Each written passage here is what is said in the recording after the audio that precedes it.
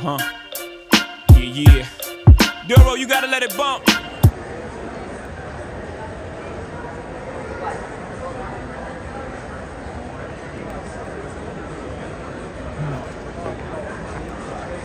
Trip to the Apple. But if you go on apple.com and you Fortunately, I just did the tour at Lenox, Apple store. I mean, find out more about the camera, color quality, you know what I mean? Try to get them good pictures, you know what I mean, that y'all love and like and subscribe to. So, we gotta have some fun here.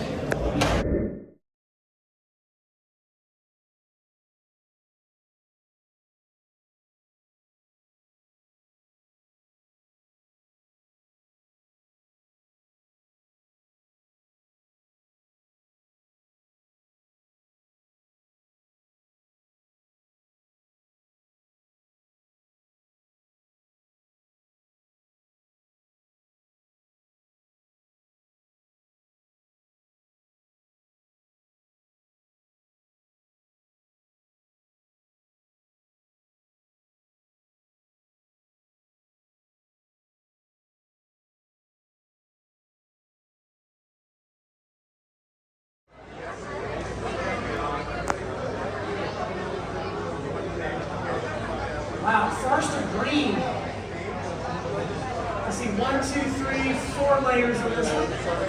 Excellent. Lots of deep shadows. Now, this is a really hard thing for a digital camera to make sense out of. And the iPhone, it looks so much better here. The iPhone does a really good job of that, making sense out of all the different levels of color, contrast. Image signal processing, you do it incredibly well. Alright. Lines. I said, this looks terrible compared to this. Like, this looks so good on this phone. I see every line very clearly, a lot of contrast. The video wall just can't compete with this thing. I mean, look at that. There's a difference. Another nice one. This looks good up here, too. It's on YouTube. A lot of great stuff. Yeah, so again, this is portrait mode. Who did this? This is portrait mode, right? So yeah, so it makes sense out of your flower. But you see that mist? We get mist right here. See that? Up there on the tip of that. But look at all the different layers here. You realize, oh, this is further back than this.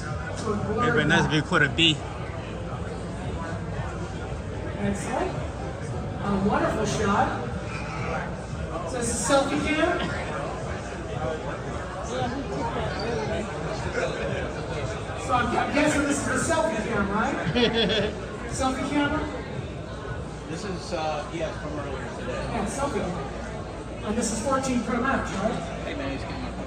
Oh, I'm sorry, I didn't know if we were doing a show in the show. Perfect.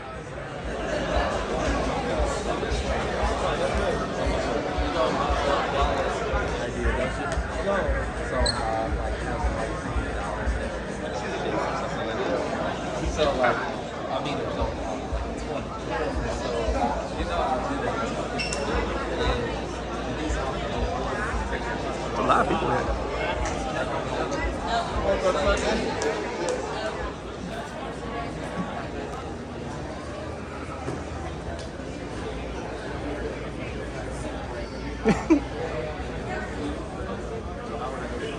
You gotta get a hoorah. So you have the 14? Yeah, Pro Max. The Pro Max 14? Yeah. No, I was admiring your camera because you see mine, how it washes it out because of the paneling. Yeah. Oh, it does it occasionally, depending. Oh, okay. I had to zoom out. Ah, that's the key. Yeah, I'm using a 0.5x. Yeah. Okay. That makes sense. Got it. Hi, how are you? Excellent. It's resolved. We're all set to go now. My name is Brett. I'm a creative code here at the store, and welcome to Today at Apple. We're going to get started with our taking portraits on location session. So just to give you a little bit of overview really quick, what we do is we explore some theory about portrait photography. I go in depth on how to do portrait photography on the iPhone. And then if you wish, you want to join us, we will go on a trek out here in the neighborhood and put everything we learned into action. Okay, you don't have to do that, but if you want to, we're gonna go. And before we do that, a word from our legal team. So you do not have to share anything you create as part of this session, but just be aware that if you decide to, when we're done with our walk out there, we'd like to come back and show off our work on the big screen. All right. So let's dig in. Right now on the big screen, we are looking at the iPhone 14 Pro Max that I have here.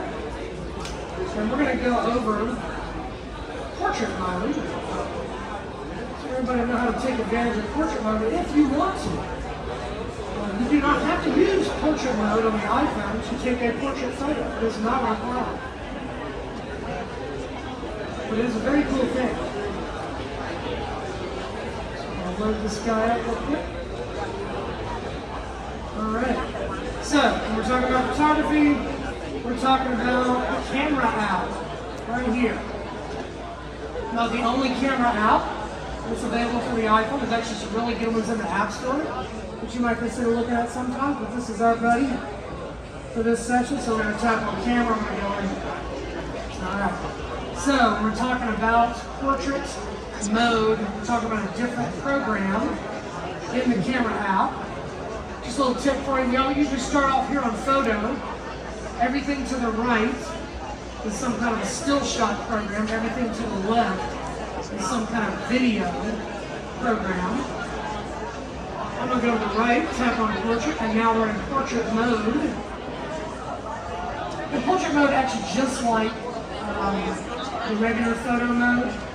There's just one little difference, and that is it zooms in, and it's looking for a face, looking for a human face usually, and it's going to try to get you to get in a certain position relative to the subject so that this yellow light comes on. So see, it's off right now. So the portrait mode, oh, and it's back. So when that light is off, the portrait mode is not happening. When it's on, the portrait mode is happening. Demonic. Such an awesome subject. We've used them before. So notice if I get too close, the light turns off, and then I back out. Oh, that was a good look. I like it. Now I'm just doing natural light. I could choose from these different lighting programs I have, and I can actually catch them on the way in with these other looks. So we'll get a couple of shots like this. Think of the happiest day of your life. There it is. All right. Thank you, Demond. So let's see what we did.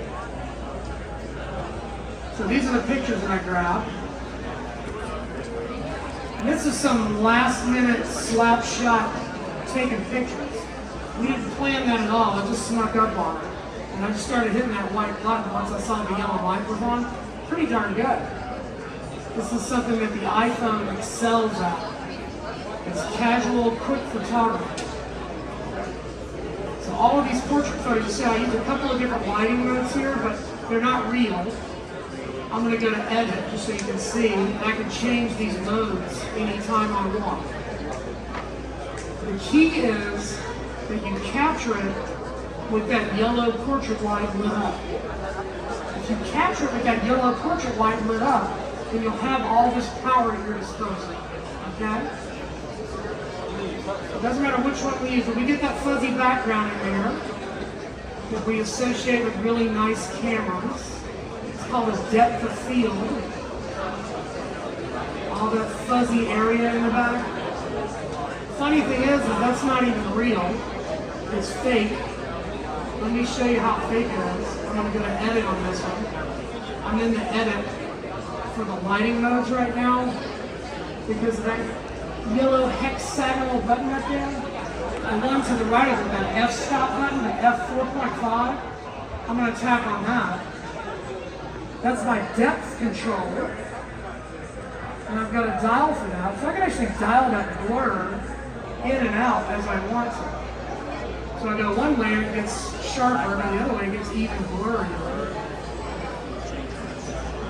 So just so you know, what portrait mode is doing is it's deciding what's in the foreground and what's in the background. It's doing that based on how light bounces off of it. And so it was pretty easy to determine, you know, this is the foreground, that's the background. So we can apply all sorts of different effects to either one of those areas. The key is that you give it the chance to create what we call that depth map. And that depth map allows it to do all this trickery after the fact or on the way in. So we've got that kind of control. Okay, outside of that, all of your other basic iPhone photography rules apply and techniques. So if I wanted to take a portrait shot of Anthony, what I do is I tap on him. Whether I'm using portrait or not, tap on the subject. So right on the screen, you tap on the subject. You get that box, and it will focus on whatever you tap on. Very key. It doesn't matter whether you're using a regular photo mode or a portrait mode. Tap on the subject so you'll get a focus and exposure for your subject. You can also rest your finger on a subject and it will lock it. So now it says up the top, AEAF lock. I'm actually locked on you. Don't move. I'm locked. So I can walk around the store 5 or 6 times as long as I come back here and you don't move. And nobody changes the lighting. You'll still be focused and exposed exactly where you are now until I tap on the screen or take a photo. Okay? So you get that temporary lock when you tap on things, you can lock it for your shot by resting your finger on the subject. What's that? What's that? Automatic exposure, automatic focus. AEAF lock locks the exposure and locks the focus. The reason that that's a good tool is because the iPhone, you can see right now, it's finding everybody's face. It knows you're a human. And it wants to focus on your face. So sometimes it does that whether you want it to or not. So the lock is to make sure if somebody walks through, it's not going to go, oh, hang on, it's not going to grab somebody else. So sometimes that AEAF lock is a good thing. Most of the time, just a quick tap is all you need. You can just tap on places, it'll focus and expose. One other little tip, so if I lock here, you see that little sun out to the right of my box there? A little sun shows up. So if you drag up and down on the right side of the screen, just like I'm doing now, just drag your finger up and down the right side of the screen, you can manually control the focus and exposure. So I'm controlling the exposure here by dragging up and down. I can dim it, or I can turn it up. If I'm on a beach, a bright sunny day, I might want to back the exposure off a little bit. If I'm in a low light setting, I might want to push the exposure up a little bit. This is simulating how much light's coming in to the shot. You can also do this after the fact if you want to. Okay? So those are the nuts and bolts of how we take a portrait photo. One other thing, that's the portrait mode, but guess what? You can still do this with the regular photo mode. So we're going to get a shot of Anthony on here. But this time what I'm going to do, in the regular photo mode, I'm just going to tap on him, focus and expose, I'll take a picture. And look what we still get. We still get that blurry background. But that's real. The portrait mode is fake. I can't go change this because that's actually what happened. So anytime you take a photo with something in the foreground, you get a lot of distance. Just like your eyes, the camera's going to choose something to focus on. So if you get the chance, you put your fist up in front of your face and you focus on your fist, it'll be in focus and the room will be blurry. If you focus on the room, your fist will be blurry and the room will be in focus. Cameras do the same thing. So sometimes for me, I'm like, I really don't need portrait mode for this shot. So I'm just going to use a regular photo mode and I'm going to create that distance. I'm going to tap on the subject and I'm going to get that real fuzzy effect in the background. There's no missing along the edge here. And depending on what kind of hair someone has, like the portrait mode may not be able to handle it. It's gotten a lot better over time, but it may not be able to handle some of the subtle lines coming off of people's hair. So going to the regular photo mode, tapping, shooting with depth, would be a good way to take a portrait photo also. All right, any questions about the technical aspects that we just covered on the iPhone for portrait? All right, let's talk about some theory. So we're still portrait mode. What do we see here? We see 3 portrait photos. Okay? They're all different, but they're all alike too. So who can tell me, what do we see in this? Like what's going on here in this photo? You can see something here that kind of makes it a portrait photo. Any ideas? What makes that a portrait photo? Yeah, we probably did that. It's the way he's framed. So he's framed kind of upper torso. Look at the lighting. It's very bright. And it's very on the subject. It's behind the camera. That's pretty typical and very good actually. Portrait lighting. Typically, if you want to take a good photo of something, you want the light behind the camera. Okay? So good direct light. He's got kind of a look. He's not just sitting there going, he's doing something, he's got some personality. Might have been directed to you guys. We do a whole session on directing your subject that you should check out today@apple.com. So yeah, really bright lighting. And he's got a little bit of an attitude. Something's going on. He's not just standing there with a mugshot. Mugshot's a portrait thing. What do we see over here? What's different about this than this? The lighting's different. The lighting is different. It's darker. Is this portrait mode? Yeah, that's portrait. Is we be able to do that stage lighting? The stage lighting just focus on her instead of what's behind her. Yeah. So it looks like they're on a sound stage, and they got a bright spotlight on, and there's the wall is so far away you can't see it. So that's the stage lighting effect in the portrait. If you look close enough, you can actually see where they had a little trouble. So her shirt's not perfectly sharp because when this was taken, the portrait mode wasn't that good at it. So it's a little fuzzy through here. You can see where it's missing. Her hair is pretty smooth, so it's able to deal with that. But yeah, so as far as the subject goes, she's got kind of a wide-eye, kind of a smile going on. So this guy's a little, questioning, a little mysterious. Over here, we're smiling, big, open. That dark background really highlight the subject. What's going on here? What's different about that? What's that? It is more dramatic. Why is it more dramatic? Yeah, the lighting's coming from the back. Remember over there, I said it's good technique to have a light behind you? Well, who cares? It could be on the other side too.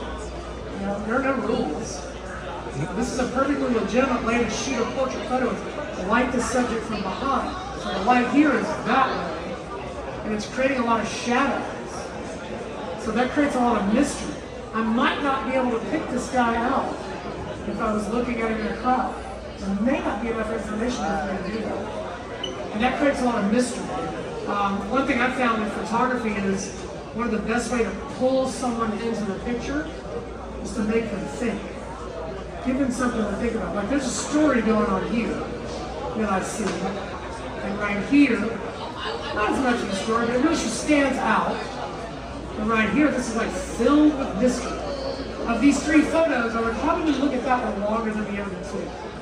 Because it's not literal, it's not all there. I've got to use my imagination. And that really pulls you inside the photo. So yeah, we got some very stark shadows, creates a lot of texture and lines in his shirt. And his fingernails highlighted on his own. That's a great photo. So these 3 photos just show you the lighting is key. Use it to your advantage. Could be a standard thing, could be the technology, could be something unconventional. So keep lighting in mind when you take your portrait photo. Next one. So portrait mode, obviously. What do we learn from this? Anybody get what's unique about this when we go through it? What's that? Monochromatic, black and white. Black and white, very good way. Eddie Leibovitz, famous portrait photographer. Everything's in black and white. And he shoots everything in black and white. Very up close though. So these folks have been there, done that. I'm getting there myself. They got a lot of stories in their face, a lot of lines. So when you shoot someone like this with a lot of experience, show the experience, show the lines. You get up close. And there's two people, they obviously know each other to some degree. They're very close, their heads are very close. It's a very tight shot and it's in black and white. It's a portrait mode because we see the mist. See the mist there. It's a mess up. That's why sometimes you use the regular photo mode because it doesn't make that mistake.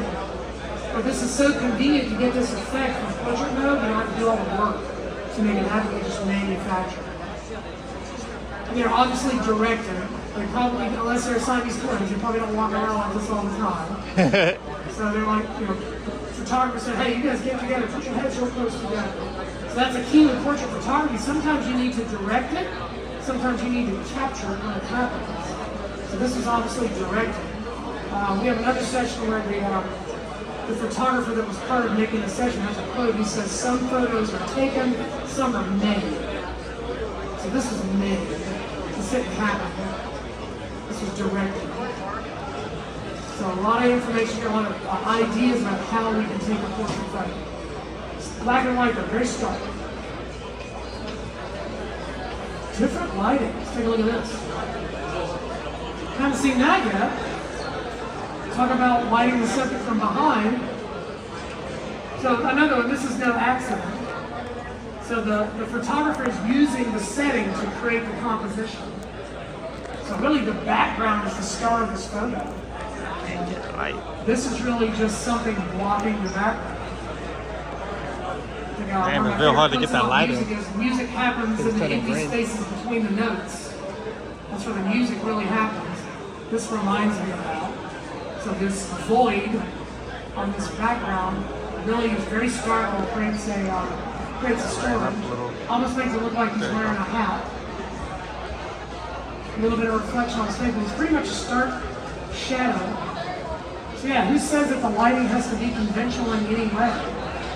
The lighting could be the subject. Different way to approach it. What's going on here? What have we not seen so far that's in this photo? What's that? His eyes? But where are his eyes? That's what's different. And a shadow. Really hard, stark shadow.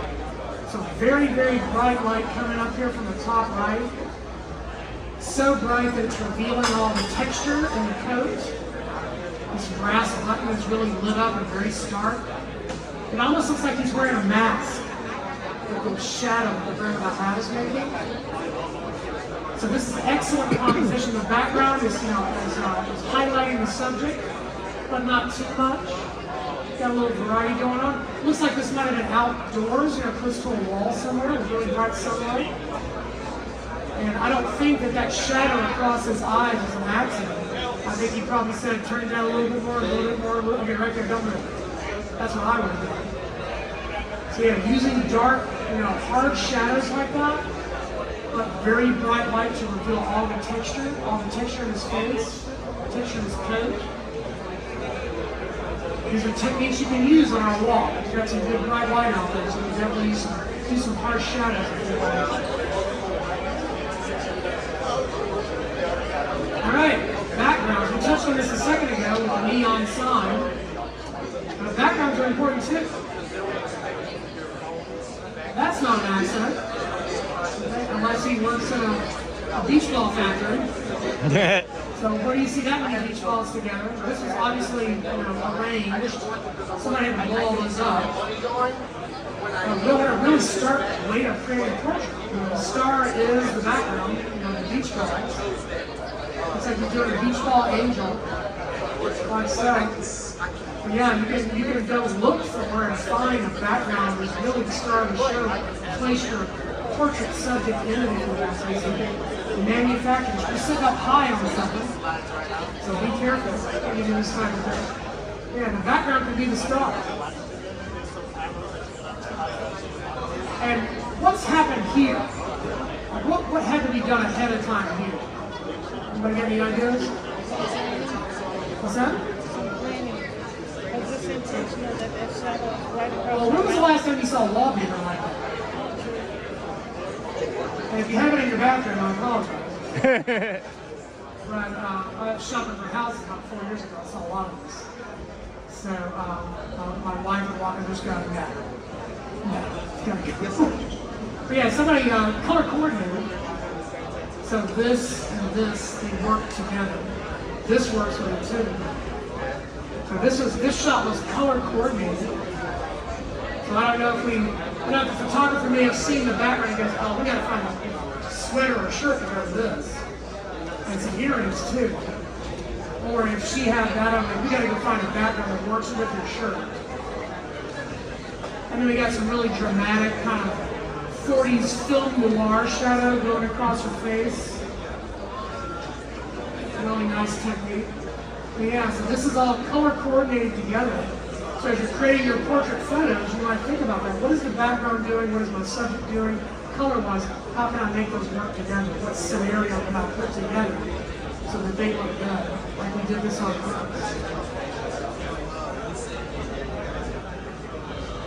All right, hashtag today up if you want to share your stuff out there. So that's the technical aspect and the theory, and a bunch of ideas that you can use when we go on our walk. Any questions about that before we go? How would you define the difference between photo? So the question is, how do we define the difference between photo and portrait? So, well, they're both photos. Portrait implies that we did something on purpose. Okay? Usually it comes down to just the framing. There's, if I have you stand over here in the entrance and I go way over there and I use the ultra wide lens and you're this big, that's a photo. And I don't know you're the subject. Okay? I haven't framed you in a portrait manner. Okay? If I turn the zoom lens on and do a digital zoom and I kind of get you more or less dominating the frame, that's when we're getting into portrait territory. So I'm doing something on purpose to make you the star of that photo. Okay? So portrait, it's an intent. They're both photos, obviously. But when I'm doing a portrait photo, I have an intent to document, usually a person, to document the subject in a way that shows them off. Okay?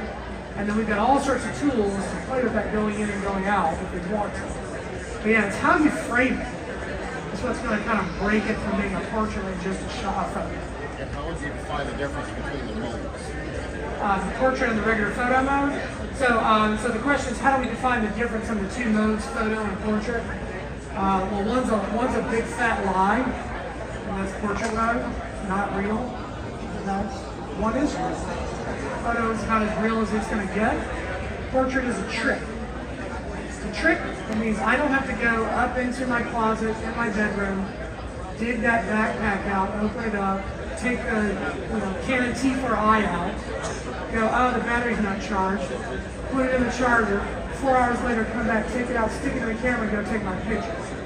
That's what it means. Okay? If I can do that, I got a nice DSLR camera at home. It still shoots much better pictures than my iPhone does, and it's an old camera. But it'll still smoke my iPhone for actual picture quality and definition. But man, it's a lot of work, and it's big. What's up? I've got a Canon. I got a fisheye. How would I do fisheye widescreen? Panorama shot? Yes. So they actually have a panorama mode. Can I do that? And then also same way? Yeah, you can go up or down or left or right. Have you seen panorama on the iPhone? So in the still photos, let me switch over real quick. I'll just show you this real briefly. A lot of people have forgotten about panorama, and it's actually not a bad way to take a portrait photo. I actually use this for portrait photos, panorama. Let me get back to my phone here. Pop this off. Get off. All right, so I'll go back to the camera app. So I'm in the camera app, and remember, still photos are this way. So photo, portrait, pano, short for panorama. So we all can imagine the mountain vista, very long, thin photo, As long as you keep 180 it degree not, shots. You can all imagine keep it in the line. That's what this is for, and other things. So if I go to panorama, little tip for you. You know, it's like playing a video game. You got to keep the white arrow on the yellow line. Okay. Right now it's left and right, but guess what? If you tap on the arrow, it can be right and left. You don't have to go left and right. You can't take a vertical one though, right? Yeah, you can. Really cool photos out there. So left and right and left. Okay. And then when it's time, you know, just for a little bit of technique for panorama, you wanna move it in an arc. Okay, not on its axis, but in an arc, like that. Okay. The way I do it, I bury my elbows in my abdomen and I hunch down. I make myself a tripod, bend my knees, and I start on the left, all right, I hit the right button, and I start moving, nice and steady, not too fast, not too slow. I can keep the white arrow on the yellow line by tilting it forward or back. I can stop it whenever I want to before 180 degrees, but it will stop on its own. And then there we are. See how many hands you got? You knew the trick. You knew the trick. So you have to do some really creative stuff in panorama by moving in it, or moving with it. You can get just yourself, it's really fascinating. So a very wide angle shot, stitched together, a bunch of photos being stitched together. But what about portrait? So I need, let's go do a session. Good short pickup. Stand still. So I'm about 3 or 4 inches from her face. Okay? And I'm going to use panoramas to take an amazing portrait photo.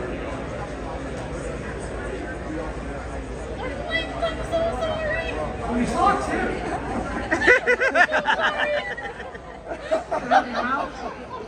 It's a little bit out of focus, but a little bitty arc right up close to somebody's face will reveal tons of detail that you never got, but you can still capture the whole subject. So a little bitty panorama.